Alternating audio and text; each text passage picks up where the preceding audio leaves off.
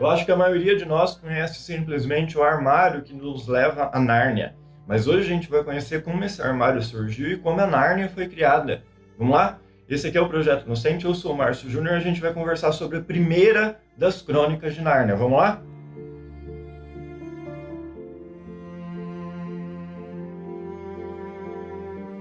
A primeira crônica de Nárnia é O Sobrinho do Mago, e aqui a gente vai conversar sobre como a Nárnia foi criada, como o armário surgiu, como a feiticeira surgiu em Nárnia, e a gente vai conversar aqui agora. Até o final do vídeo a gente já vai ter discorrido sobre tudo isso, mas para quem é novo aqui, o que é o Projeto Inocente? O Projeto Inocente é o lugar onde a gente vai conversar sobre filmes, sobre séries, sobre livros, sobre HQ, simplesmente porque tem tanta coisa para ver, tanta coisa para ser lida, tanto filme, série, livro, HQ, a hora que você vai comprar ou assistir, e aqui a gente já dá o pontapé inicial falando assim, ó, assiste isso aqui é da hora, lê isso aqui é muito bom. Vamos lá? Antes de qualquer coisa, se você já curtiu a premissa aqui do canal, se você já curtiu essa vibe de ter dicas toda semana sobre o que a gente pode ver e o que a gente pode assistir e ler, já se inscreve aqui no canal e me segue lá no Instagram, é @Projeto Inocente. Lá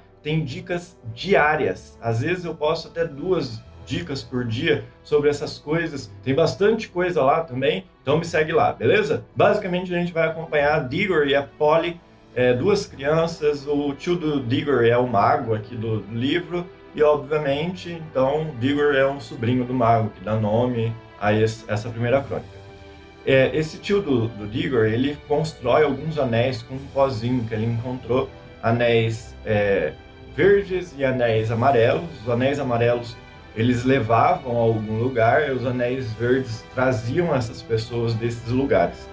A questão é que o tio do Diggory não queria se aventurar nesses lugares para onde os anéis levavam, simplesmente porque ele não sabia para onde esses anéis levavam. Ele já tinha mandado um porquinho da Índia para esse lugar, só que o porquinho da Índia obviamente não sabia usar o outro anel, então acabou nunca voltando. E aí ele usa o Diggory e a Polly, ele faz uma espécie de chantagem com o Diggory, e ele usa o Diggory para mandar as 2 crianças para esse lugar, só que ele não sabe que lugar é esse. E esse lugar, basicamente, o anel leva ao bosque entre os mundos, entre 2 mundos. Esse bosque entre os 2 mundos, ou entre mundos, é um bosque basicamente com vários lagos. As crianças acabam saindo do lago quando elas usam o anel amarelo. As crianças emergem do lago e vão para esse bosque, que tem vários outros lagos, e esses lagos servem como se fossem portais para outros e muitos diversos mundos.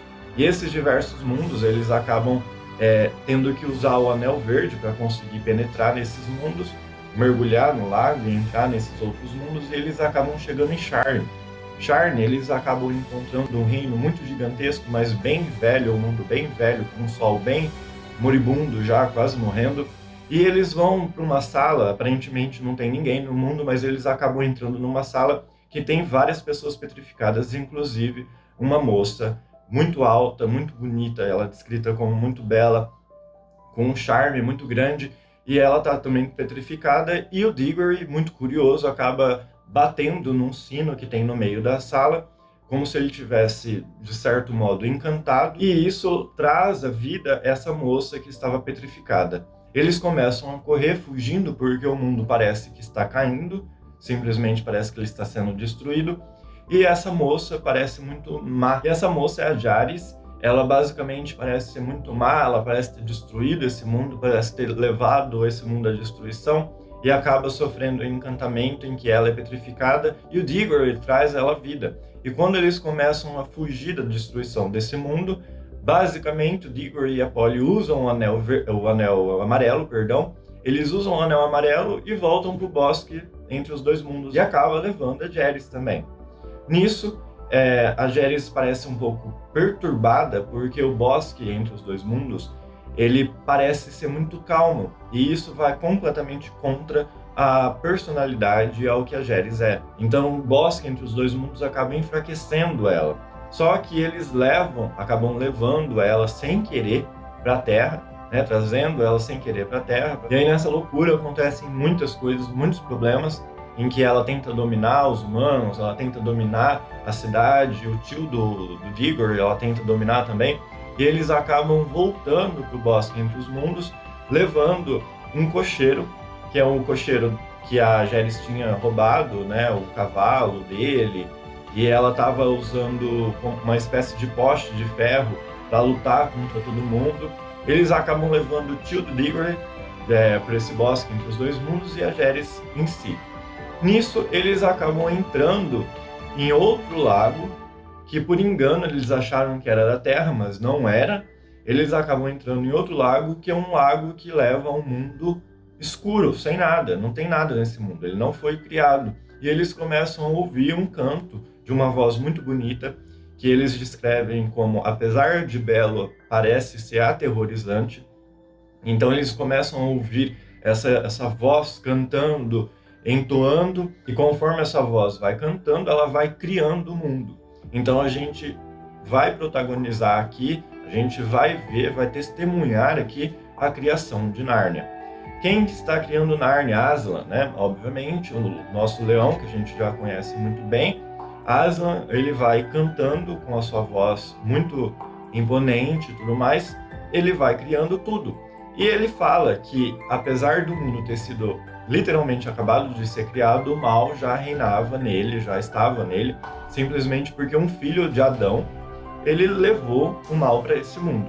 E é basicamente aqui que a gente entra. Eu quero fazer algumas considerações porque o canto, como se fosse uma criação do mundo, ela é muito característica, é muito bonito, na verdade, a descrição, só que é muito característica também do Tolkien, a Terra-média, tudo que a gente conhece a respeito do Senhor dos Anéis, do Hobbit, do Silmarillion, todas essas coisas também foi feito a partir de uma criação a partir do canto.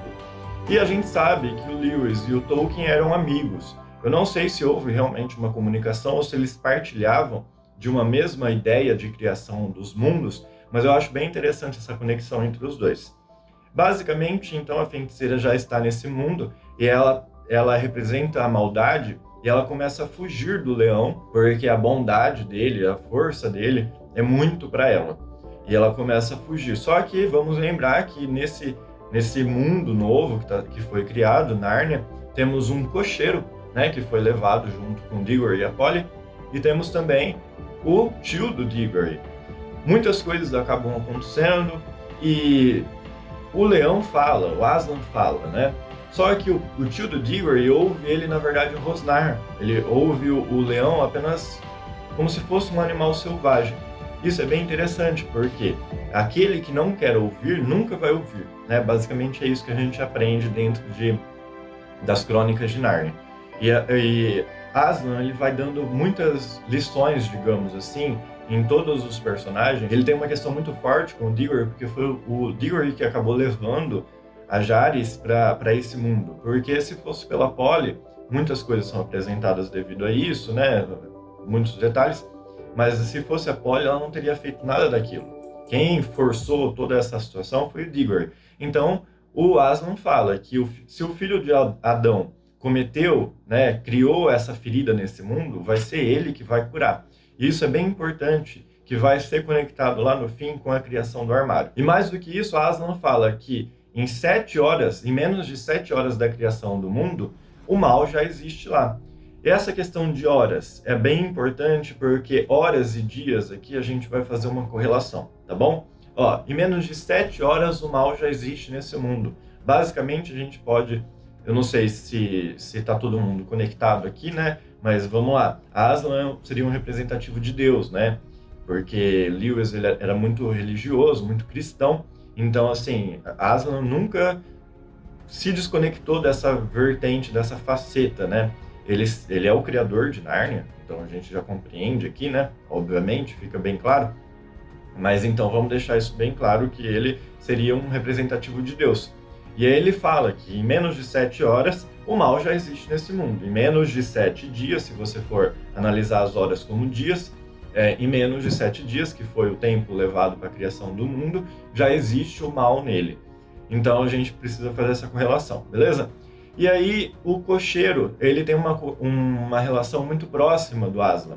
E a gente não consegue entender muito bem o porquê. Eles acabaram de se conhecer, mas o cocheiro, enquanto ele vai falando, ele fala, tipo, todo domingo eu ia na igreja, eu rezava, que não sei das quantas. Aí o Aslan chega pra ele e fala assim, eu não sei se você vai me reconhecer. Ele não fala assim, você vai me conhecer. Porque o cocheiro, ele já conhece o Aslan, mas de uma outra forma. E aí o Aslan fala, eu não sei se você vai me reconhecer, mas eu te conheço há muito tempo. E é justamente aqui a correlação entre ir na igreja, né, que o Lewis fez, e a questão do reconhecimento e do conhecimento do Aslan e do cocheiro. E basicamente o que a gente faz aqui, que a gente vê aqui na verdade, é que o cocheiro e a esposa dele, que o Aslan leva a Nárnia, né, tipo, o cocheiro pede que a esposa dele vá a Nárnia, o cocheiro e a esposa dele acabam se tornando o primeiro rei e a primeira rainha de Nárnia, que é o rei Franco e a rainha Helena. Eu tinha falado antes, mas aqui é importante relembrar que o canto do Aslan, ele era muito bonito, ele causava algum certo tipo de temor nas pessoas, mas a figura dele mesmo era assim, era muito bela, é descrita como um leão muito belo, mas também é descrito como uma coisa que impressiona, causa um certo tipo de reverência. Então eu acho que é bem representativo também da figura de Deus, justamente porque ao passo em que tem essa correlação de ser muito belo, também é uma coisa que acaba gerando algum temor, né? E aí, com a criação de Nárnia, com o rei Franco e a rainha Helena, o Aslan acaba falando para os dois que pode ser feito ali tudo, que deve ser protegido Nárnia com unhas e dentes, mas que não deve ser feito os súditos, os animais de súditos. Porque ali, no caso, é uma terra, né, em que os animais são predominantes, se você for analisar. Toda uma criação mitológica animalesca é o que predomina em Nárnia, né? Tipo, tem o fauno, tem os espíritos da água, tem os espíritos das árvores, então a gente vê tudo uma questão não só animalesca, né, mas da questão da natureza. Um respeito, uma reverência muito grande à natureza. E o Aslan fala isso, basicamente, que ali não seria como a Terra, em que os animais foram feitos de súditos. Inclusive, ele chama atenção para o Diggory, inclusive, que existe um erro profundo na Terra correndo, que a gente coloca os tiranos e coloca os tiranos como soberanos da Terra. E é basicamente, ele dá um alerta, o Diggory, mais pro fim do livro, na verdade, ele dá um alerta, que tipo assim, se Sharn, ele morreu, o mundo morreu simplesmente porque houve um tirano no poder, que fique dado o aviso à Terra, simplesmente porque se continuar seguindo esse caminho, a gente vai chegar à mesma destruição de Sharn. E o tio do Diggory, né, o mago ali, o pseudo-mago, que ele é retratado no livro, ele tem esse problema porque ele não consegue ouvir as vozes dos animais. É como se ele não quisesse ouvir a verdade do Aslan, a verdade dos outros animais. Então ele ouve rugidos, ele ouve como se eles estivessem querendo atacá-lo. E aí o Aslan fala que ele se coloca muito longe da minha voz, como um representativo daqueles que se colocam longe da voz de divindades, e nesse caso não consegue ouvir realmente a mensagem que é passada através dessas palavras. O livro se desenrola e a gente chega em um ponto em que o Diggory precisa buscar um fruto de uma árvore longínqua para que esse fruto seja plantado dentro de Nárnia mesmo. Só que quando ele chega lá, a feiticeira está comendo um desses frutos e esse fruto não deve ser comido por quem o colhe.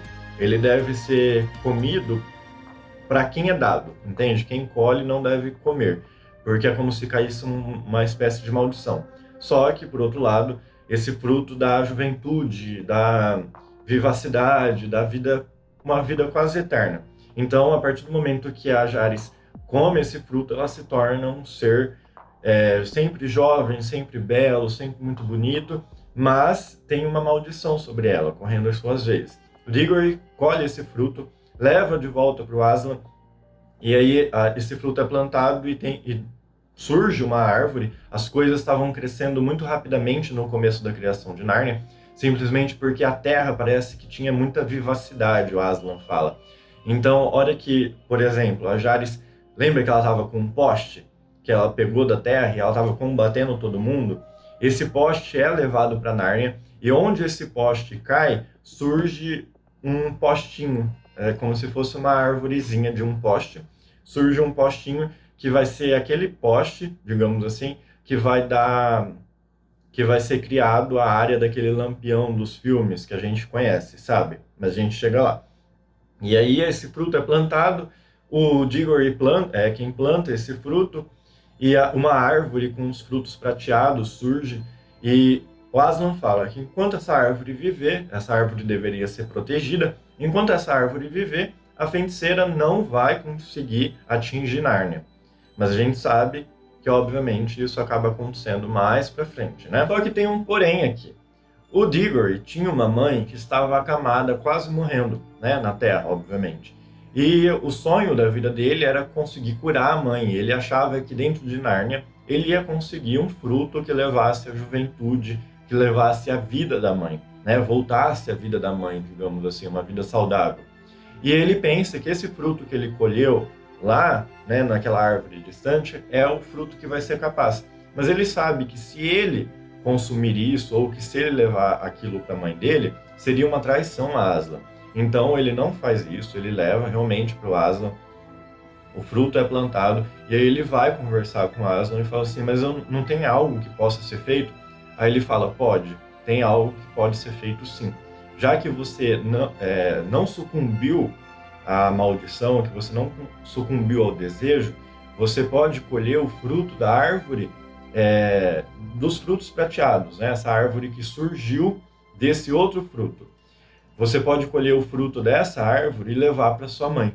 E aí é assim que acontece. Ele pega esse fruto, né? Uma maçã prateada, muito bonita e tudo mais, muito bela, é dito muito a questão do cheiro, que aparentemente ela é muito suculenta. Ele leva esse fruto para a terra, de volta para a terra. O tio do Diggory volta também, né? E a Polly também. E aí ele leva esse fruto de volta para a terra, dá para a mãe. E aí o restante, né? Aquele miolozinho da maçã, ele pega e ele enterra no quintal dele. Junto com essa maçã, ele enterra também os anéis que o tio tinha feito antes, sabe? Porque o Aslan fala que não vai ser necessário mais os anéis para que eles consigam acessar Nárnia. E justamente por isso o Aslan pede ao Diggory que ele extermine, que dê um jeito de enterrar esses anéis.